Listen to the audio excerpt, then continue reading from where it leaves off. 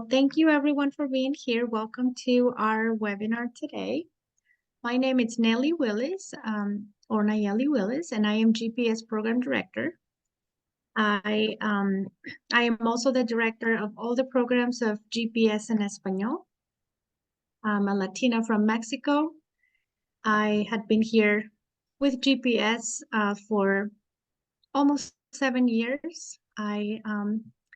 I had been working in the mental health field, maternal mental health field, and working in nonprofits, providing support to low-income BIPOC communities across my state. And it's an honor for me to be here with GPS and to be their program director. I learned about GPS at a training here in my state in Arizona, where I'm located right now. And GPS has changed my life. I came into the first training already working, providing peer support for moms, and going through a really hard time in my personal life as a mother. I came into this professional training not knowing that I was going to actually heal and that I was going to learn a lot of skills that help me in my personal life and also professional life.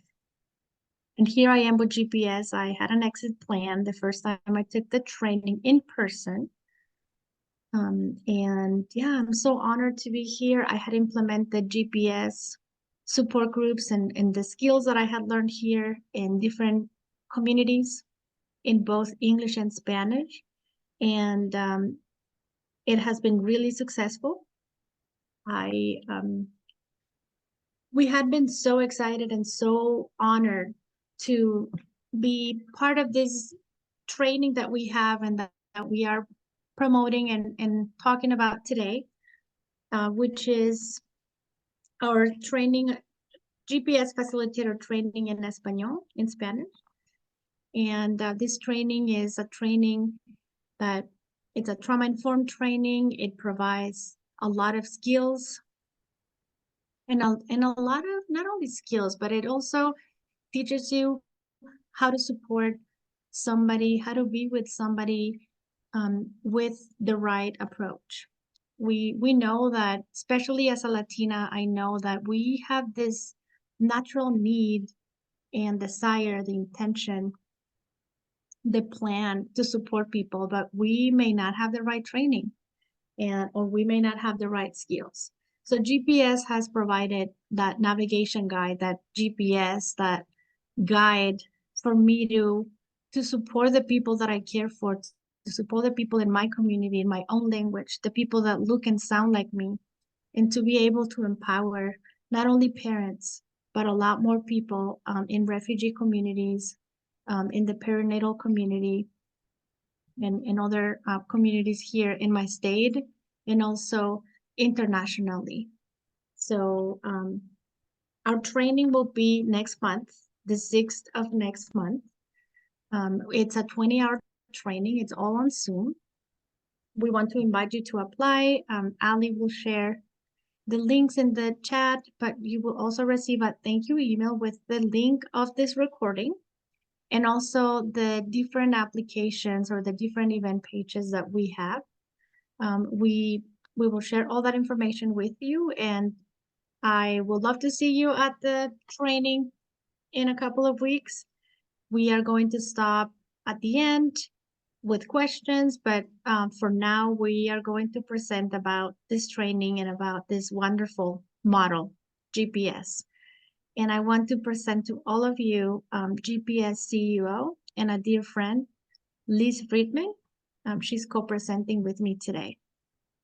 Oh, thank you so much, Nelly. I'm so happy to be here. I think, Nelly, you said that you're in Tucson. I'm in Massachusetts, where it is snowy outside. I don't know if anybody else has snow outside, but that's what I've got going on here today.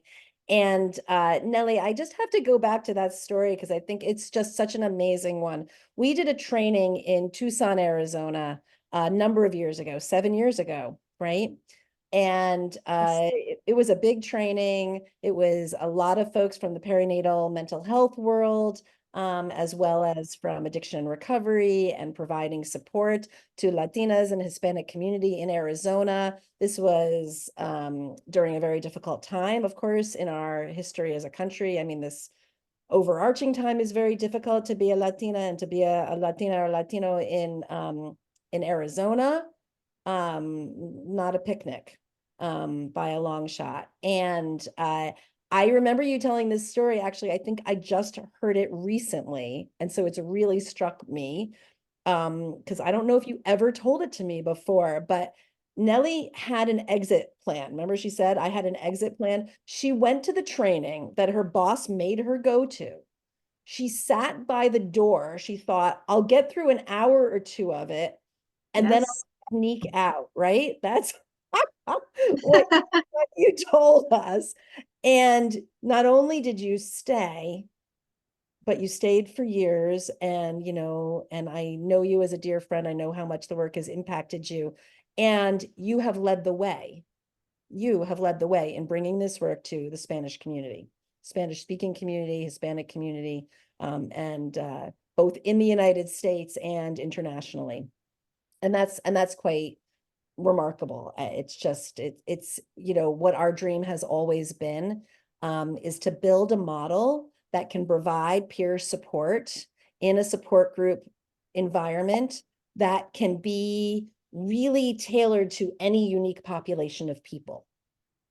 And, in no way are we going to say the Hispanic community in the US is the same, right? The Hispanic community in one part of Dallas is probably different than in another part of Dallas, right? There's so much diversity in those communities and where people are coming from and how they came to the US and what their history is and what their journey has been and the traumas that they're carrying.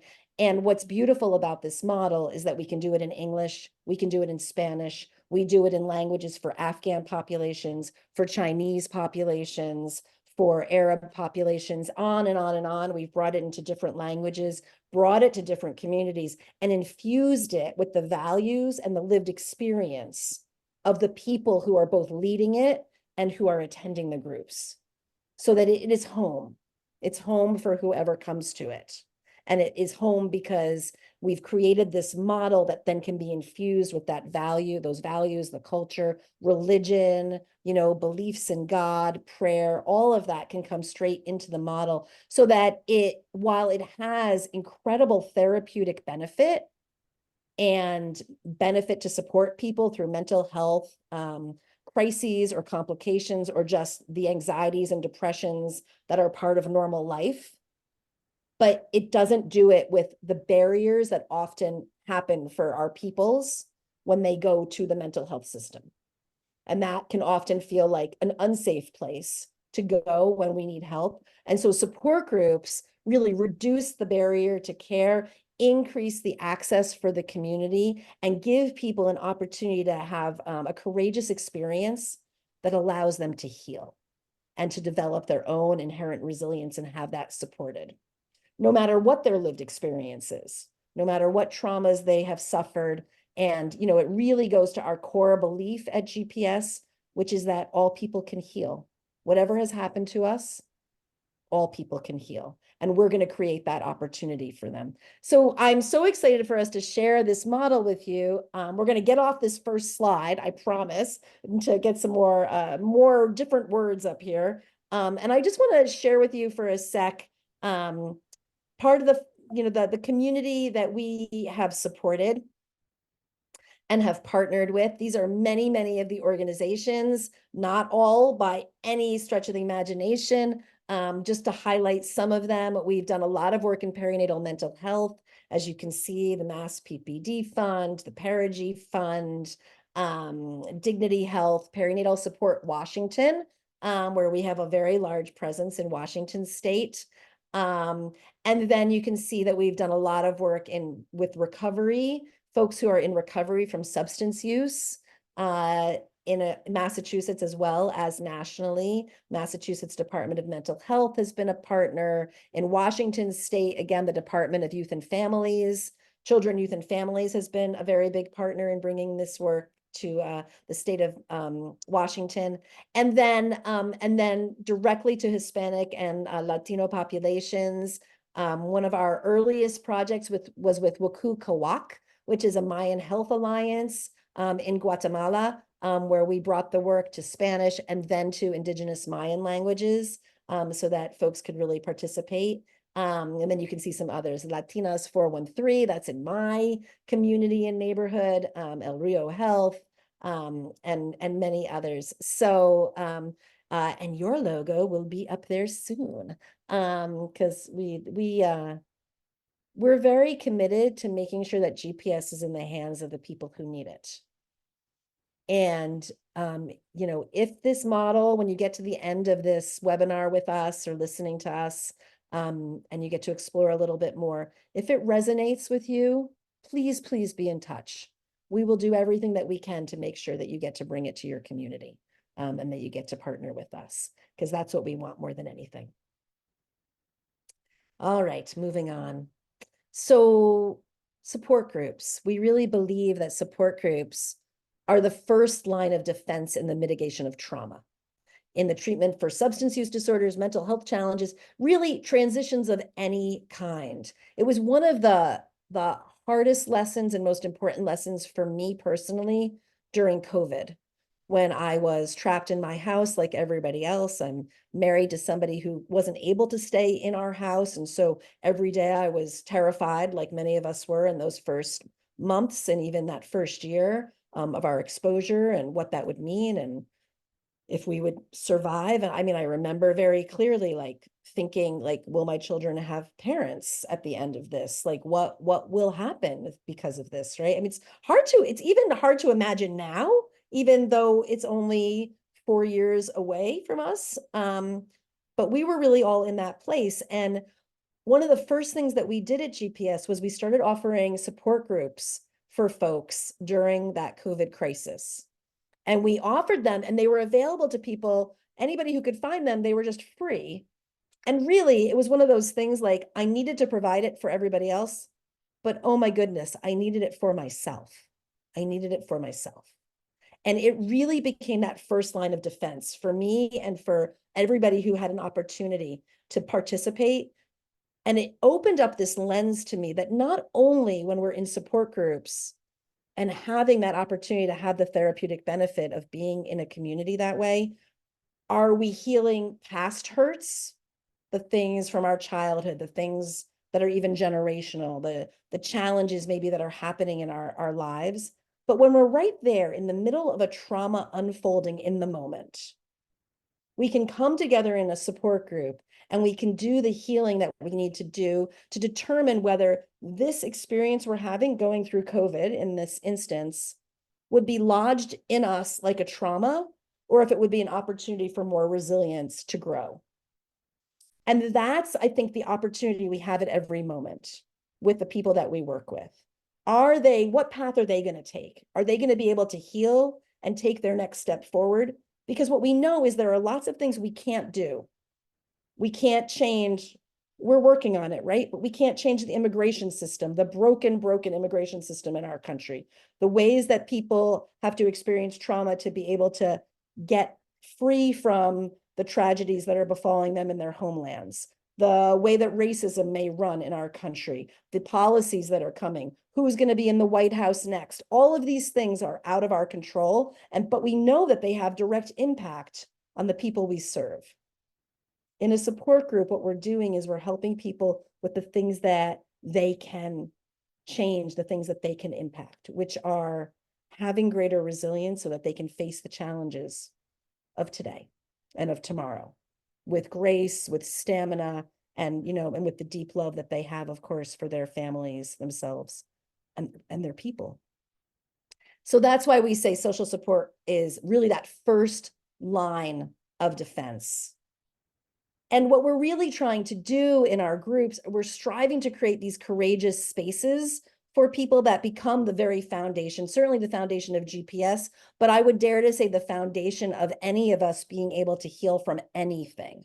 If we don't have a courageous space where we can be, whether it's with our mother, our sister, our best friend, our minister, our priest, or our religious leader, or what we are doing at GPS, which is creating a space that at first may even be with strangers, You know, I often think about how much courage it takes for someone to come to a group, to come for services, to ask for any kind of help, and the way that inside of them, they're both bracing themselves for, this is going to be a big mistake. These people are never going to be able to help me. And that hope that like this time, I'm going to get the help I need. I'm going to have the support. And that's what we're doing, is we're creating this opportunity in this container where we really can teach anybody. We can teach lay leaders and peer specialists. We can teach people with letters after their names and professionals, whether they're mental health professionals or not, people in religious leadership, lay leaders of all sorts, to be able to structurally create a courageous space that allows people to take that risk and dare to think that they can heal and that they can take whatever that next step is for themselves. Here's a little bit about the kinds of folks that we work with. This is a very small group, but just to give you a sense of it, we're working, as I said earlier, in many different languages, representing many different people: Spanish, Mandarin, indigenous Mayan languages, the languages of the Somalian people, the Afghan people, and that has been truly a beautiful thing. Oh my gosh, we're bringing it to some African nations now, to Kenya, to Nairobi, to South Africa, and as well as some countries in the Balkans, Serbia, and the surrounding nations there. Many of these places, as much as we might think our mental health system is very broken, and I would raise my hand to say, yes, it is very broken. In many of these places that we're working, there's no mental health system. And so it's really a very great honor to be able to bring them these groups and for them to see it as the pathway to be able to provide people with any kind of mental health support. And then, of course, that represents many, many different people, many people of Hispanic heritage from many different nations, as well as the US, Black and African American folks in this country, Asian folks in the US, as well as in their home countries, First Nations people and Native peoples, and peoples of all faith, Muslim, Christian, Jewish, and other faiths, as well as men and women, people who are transgender, LGBTQAI folks.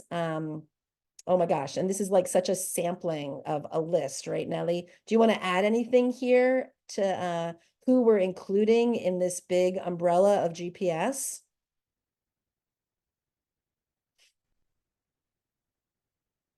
Well, I just want to say, yeah, yeah,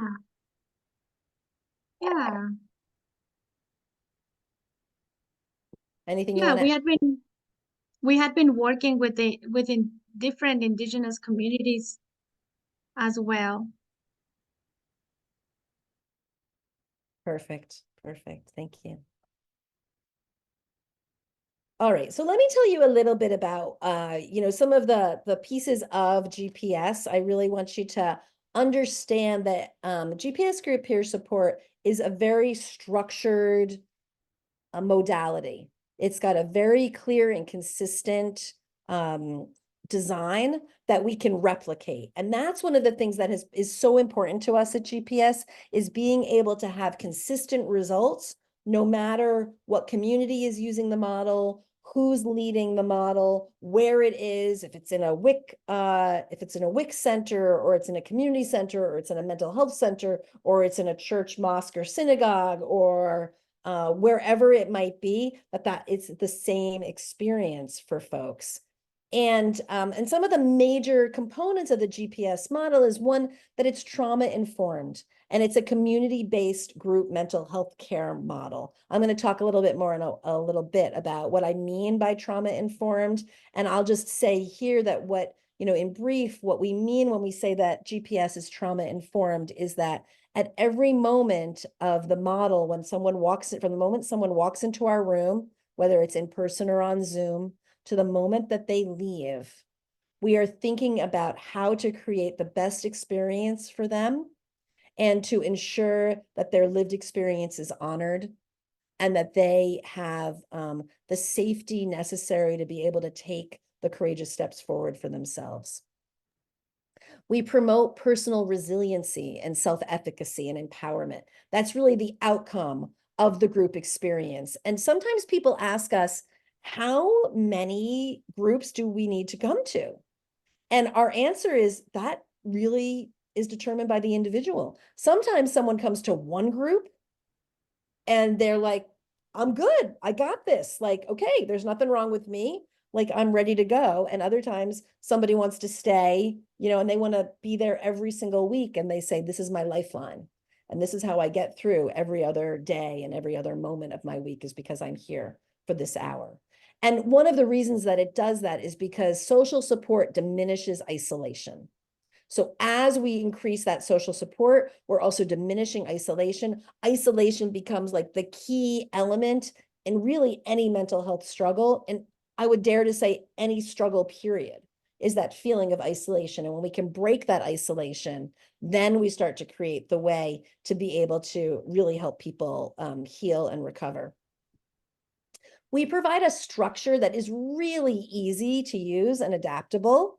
We're not going to get too much into that, but we do have a manual. We do a very structured approach. It's 7 easy steps that we teach people over the course of our training that Nelly was talking about in the beginning, our facilitator training. And the other thing that's really beautiful about this is that it can be implemented by professionals and peer leaders just as effectively. And the model is specifically designed for that. We didn't want to create something that was only the specialists can use it.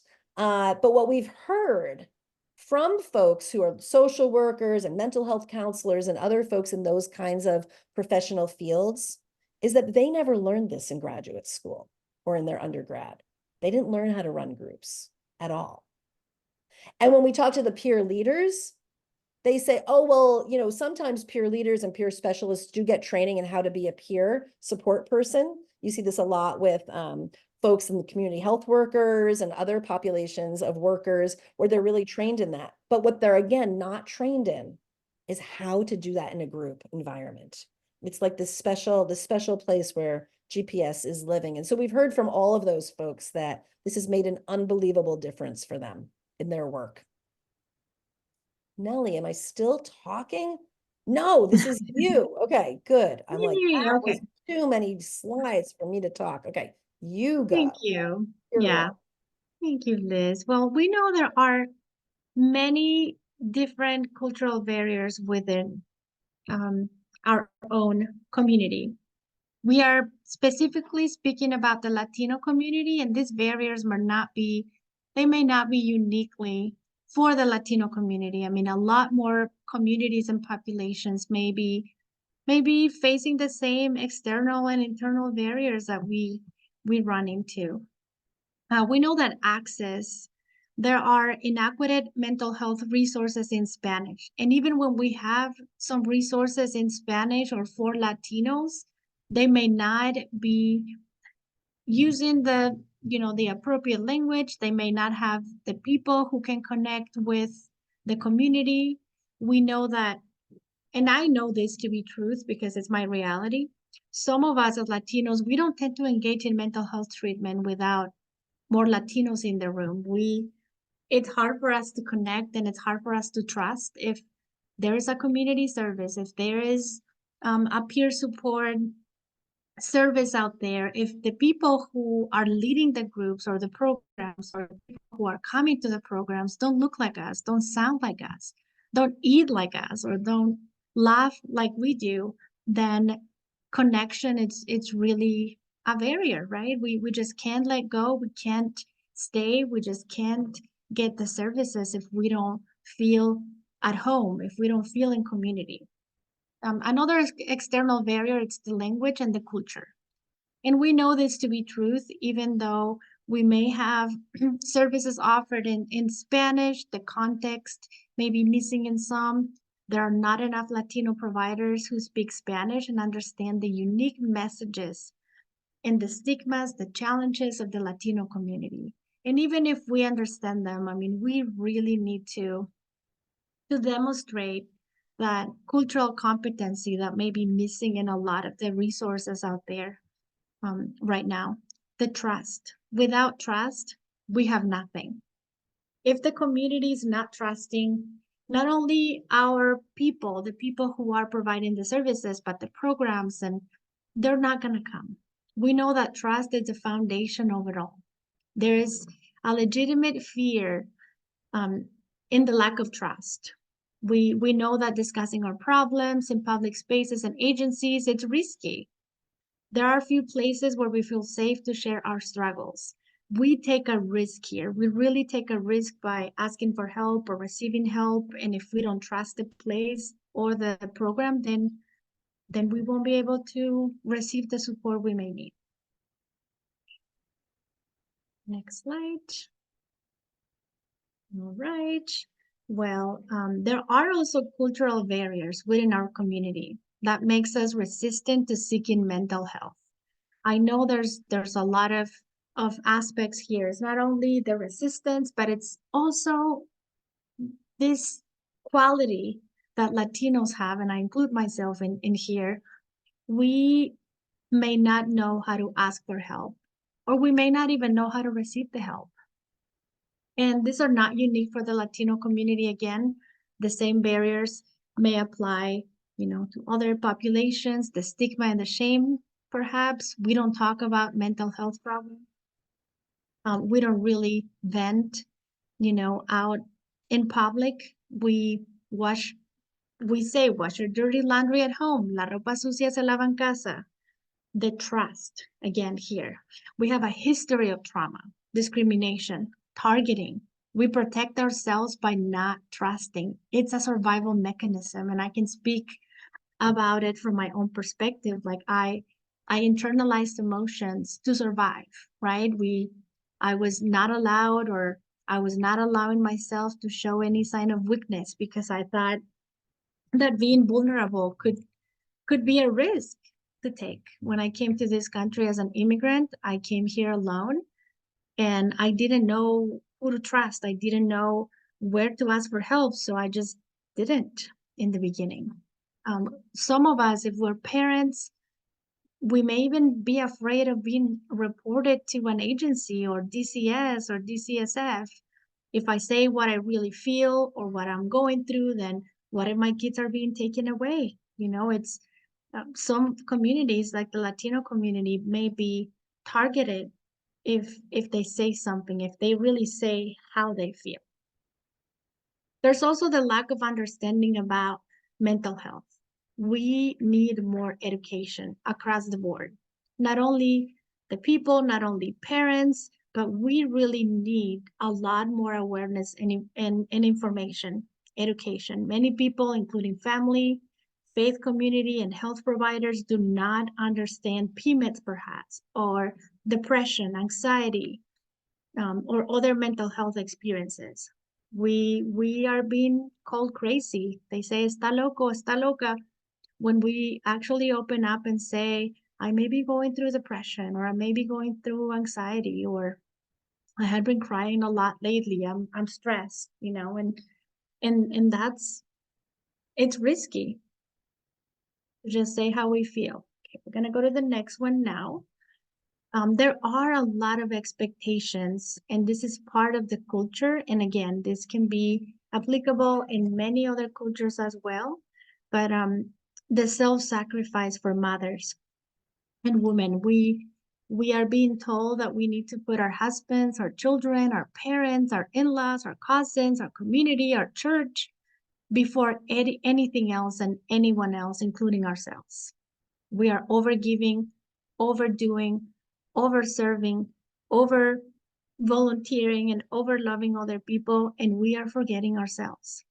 There are a lot of expectations for men and fathers as well. Men are tough. They are not supposed to cry. Don't feel vulnerable. There's no room for them to feel pain and confusion or cry. That's hard because they are humans too. They are men. And yes, they are still strong, even if they cry, even if they feel sad one day. They are humans, but in our culture, that may not be allowed. Men have PMEDs too. They have perinatal mental health, experiences as well. They may be going through depression and a lot of stress as well, but they just can't externalize it. And that's when a lot of the mental health problems come in place. It is not acceptable, or it's unacceptable to prioritize ourselves. Autocuidarse es egoísta. The self-care is selfish. We know, and this is something that we all know, not only in the Latino community, but we may not even be allowed to set boundaries, to say no, or I can't. I may not be allowed. We are learning, or we had been raised to be people pleasers, and that's exhausting. That's a lot. That's draining. It is also unacceptable in our culture to struggle or ask for help. If she's having a hard time, if somebody's having a hard time, then it's their own fault, it's their own problem, right? That's what we hear a lot. We are expected to be in survival mode all the time and to react and to know how to react and to do it the right way. We have to look perfect, or we have to look like we have it all together, right? There's a lot of pressure, there's a lot of expectations out there in regards of how we look and how people say about the way they see us. Okay, let me go to the next slide. Latinos who struggle with mental health issues often suffer in silence, stigma, and isolation. And this is a reality. This is a really sad reality for a lot of people, not only for Latinos, because of all the barriers that I mentioned before. We are at high risk of depression, of anxiety, and any other mental health problem. We tend to offer in silence. We know that GPS is not a replacement for therapy, or is not therapy, but we know that we are and can be the bridge between the people who need the support, the people who are struggling out there, and maybe those existing resources in the community. We also know, and I can tell you from personal and professional experience, that GPS has been filling gaps. And we are also recognizing people from the community, not only professionals and peers. We love to have professionals, people who are already running groups, but we also invite you out there, you that maybe have the desire, maybe you have the intention, and you have your lived experience, which is so valuable and so important. And you just may need the training. You may need the right training, the right skills, or a guide, a GPS, so you can start supporting people in your community. We know that GPS created a model that is structured and flexible at the same time to break all the stigma and all the isolation that Liz and I had spoke about here. I remember attending my first group with my exit plan. Liz is right, and I had only said this once, I think, so this is my second time saying this, but I was like, I'm not staying here, right? I'm like, there's no way I can tell this group of people who I don't know how I feel. I was carrying a lot of trauma. I was just feeling so ashamed and guilty for my son's medical situation that he was going through. But I was able to say things that I never thought I could say out loud. I felt respected, included. Nobody wanted to know anything. Like, nobody was questioning me. Nobody wanted to rescue me. Nobody wanted to fix me. I walked into this training with a lot of insecurities, feeling inadequate. I was like, I'm a Latina, I'm an immigrant, I have a really thick accent. I'm like, and these people look so well put together, so professional, so pretty. They all look the same. And here I am walking in, and I just, felt the validation that I didn't know I needed it. I felt seen, I felt listened to and understood, and nobody judged me. In fact, I'm not bragging, but Liz and Annette really loved me, and they were so nice to me that day, and they still are. But that was just a really nice surprise. But the model itself, it's what broke with the silence, the stigma, and the isolation that I was carrying every day of my life. So I thank GPS and Listen on it for that. Why GPS overcomes barriers? Well, we know that it's like I mentioned before, it's not only that's breaking the stigma, we're gathering together to talk with others. It's culturally appropriate, and it's more culturally appropriate than therapy. This we mimic here in GPS, the community base, the healing and talking collectively and learning collectively, the accessibility. GPS groups take place in the heart of the Latino community in this case. You can go to the library. You can go where the Latinos are located in town. Offers what people need. We can offer, things that people may be needing, like someone who can watch the kids if we're having a mom's group. The language and the culture, leaders speak Spanish. If it's for Latinos who speak Spanish, we are having somebody from the community speaking the language. The leaders come from the community. They understand. They talk openly about culture, generational messages, stigmas, and challenges perinatal parents face, and of course, the trust, which Liz and I had mentioned before. It is the foundation of it all. Groups are led by trusted people in trusted places. GPS leaders are trained to create trauma-informed and culturally welcoming spaces. And GPS provides much needed support for the Latino community. And we know that. Thank you, Liz. I'll pass it on to you. Oh, thank you, Nelly. I could just listen to you all day. I just really appreciate the wisdom that you bring from your lived experience and your professional expertise, having run groups with Latina mothers on the Mexican border for all these years. And certainly the work that you do with Postpartum Support International, supporting the Hispanic community, both in the US and internationally. Just your understanding and your expertise is so evident, and I just thank you. It's such an honor to work with you.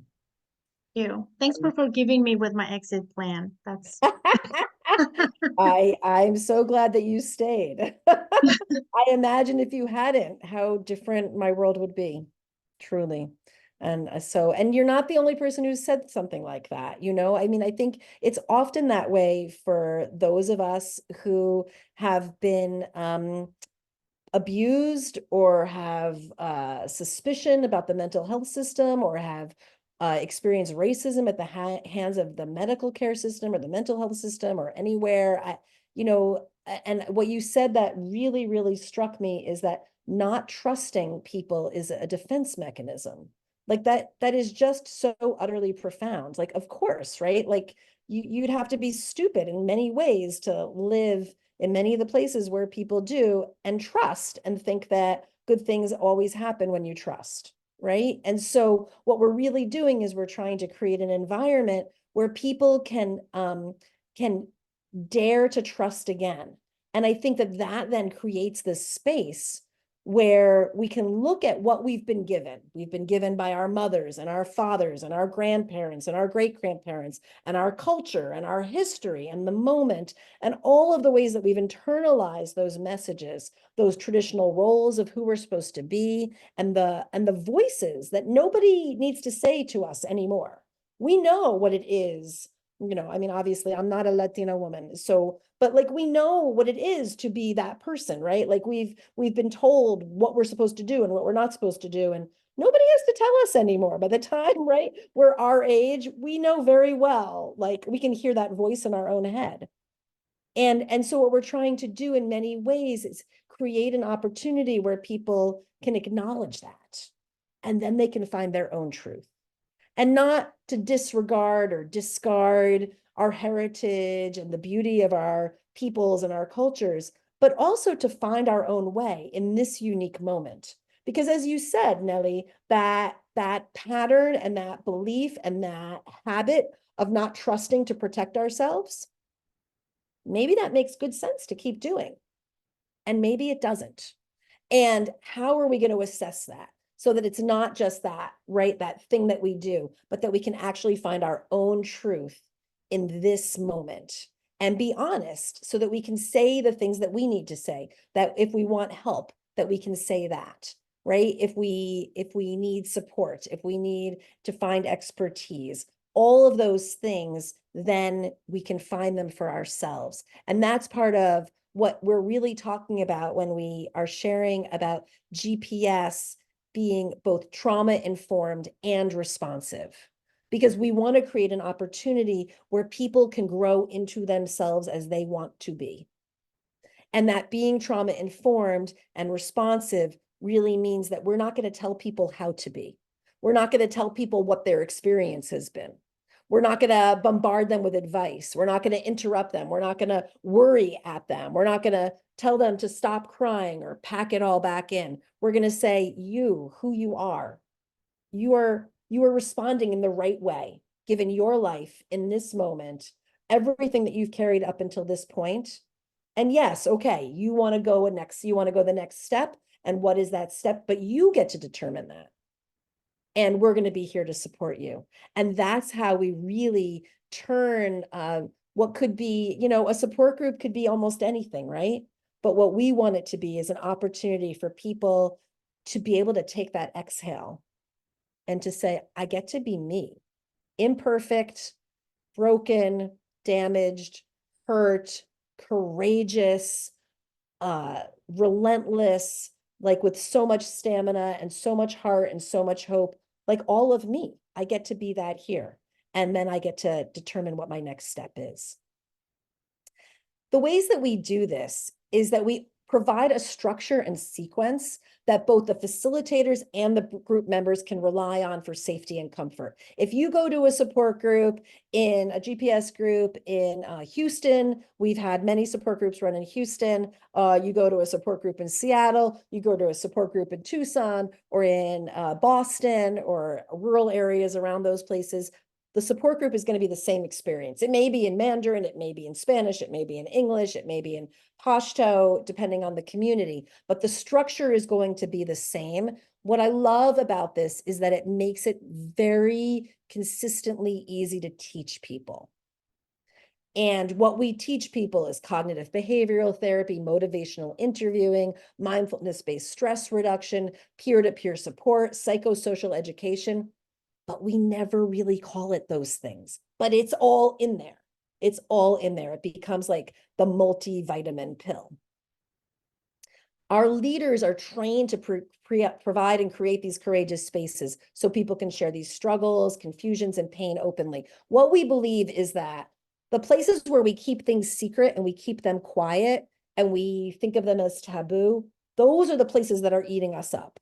When we get to actually say it out loud, then we get to realize I'm not alone. I'm not the only one. I'm not loca, like actually I'm okay. Like the situation out there is really loca, but it's not in here where that is.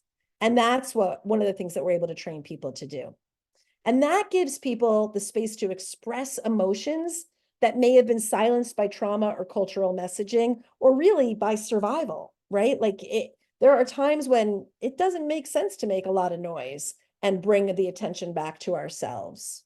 And what we know and believe, and is really at the very core of our model, is that if we can create a space where people can speak their truth, whatever it is, then that's the place where they're also going to be able to tap into the tears. They're going to be able to experience the legitimate anger that they have for very good reason. They're going to be able to express their frustration or their confusion or their overwhelm or their despair. And the load will become lightened because of that, because the tears, I always think of a thunderstorm, which I know you get a lot of those in Arizona, Nelly. We get a lot of those on the East Coast. And that feeling after a thunderstorm, when the storm has come down heavy and then like the air just feels clear and the smell of the air, it's like this incredible relief. And that's really what happens when we are able to express our emotions and cry.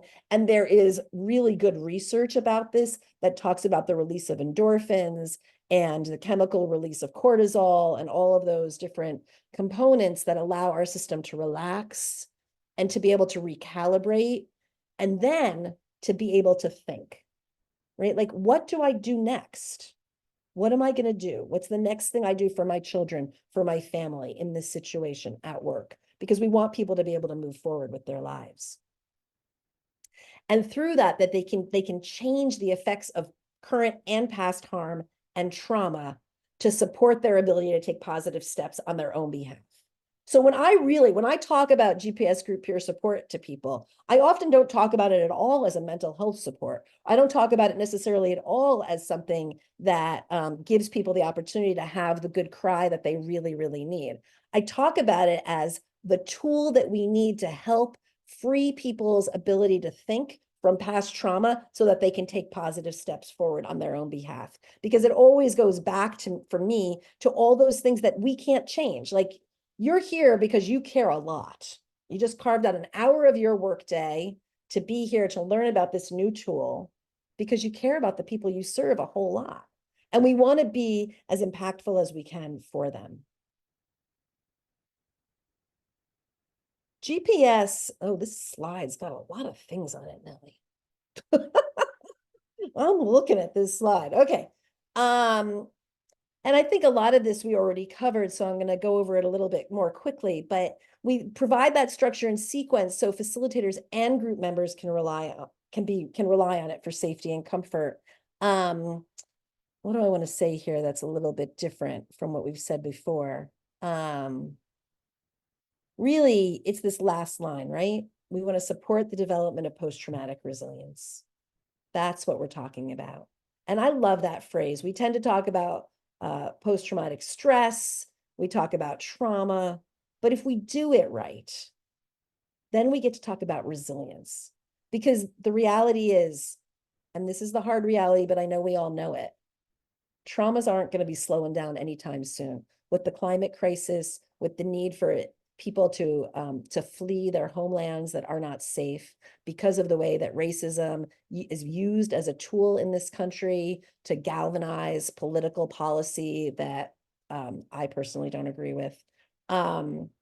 Because of all of those things, because of what happens in our individual families, because our families are faced with illness and other kinds of challenges, because violence exists, trauma's not going anywhere. We can't actually end trauma. But what we can do is we can give people the resilience so that they're able to manage it and figure out what they need to do for themselves. Gonna hand it back to you, my friend.